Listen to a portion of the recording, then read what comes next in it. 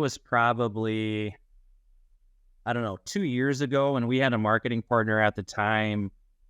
And this could get down a rabbit hole, so you're gonna have That's to, all right.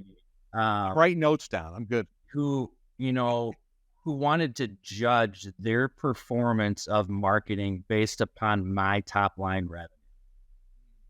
And I'm sure other people have this same thing. And here's what I mean. They would say, well, hey, what did you do last month in revenue? $2.5 million.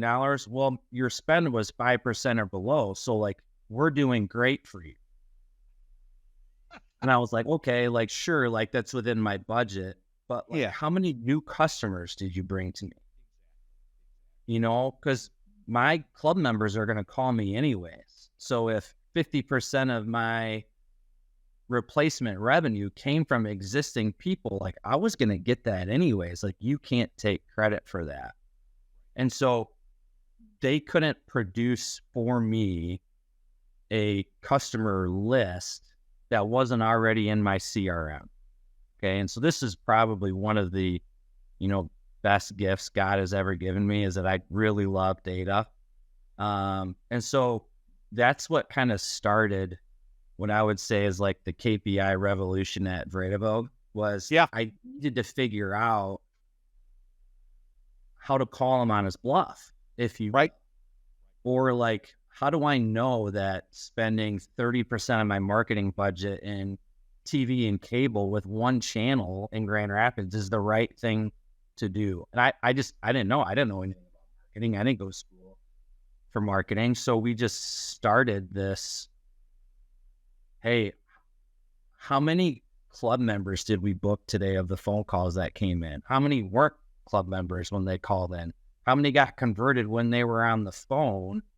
So getting back to your initial question, like I started with, are we taking advantage of the phone calls that come in first? How many abandoned calls did we have?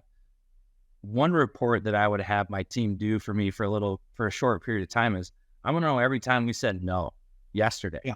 Like how many times did we say no? Because if it's got into a trend of work that we could do, then it's a matter of going, hey, Scott, we're now doing rooftop units because we said no 10 times this week. Right. Right. Like, we don't have a crane. We can't do that, Brian. You know what I mean? Yeah. But those are the things I would just go in there and be like, I remember when I was in the call center and we would say, well, you're out of our service area, even though it was 5 minutes away and somebody wanted a new furnace and air conditioner. And I'm like, no, we're saying yes to that now. Yeah. 100 zip codes since I came on board. Because I was like, they deserve to have the best HVAC company in the state of Michigan come to their home. Like, why not? What's an extra 10 minutes? So then it became a burden on how do we dispatch, because we want to dispatch for profit, but we want to dispatch for proximity, and how do we start people? And these guys have been incredibly patient with me as well as we try to figure out, but more opportunities to win by just saying yes.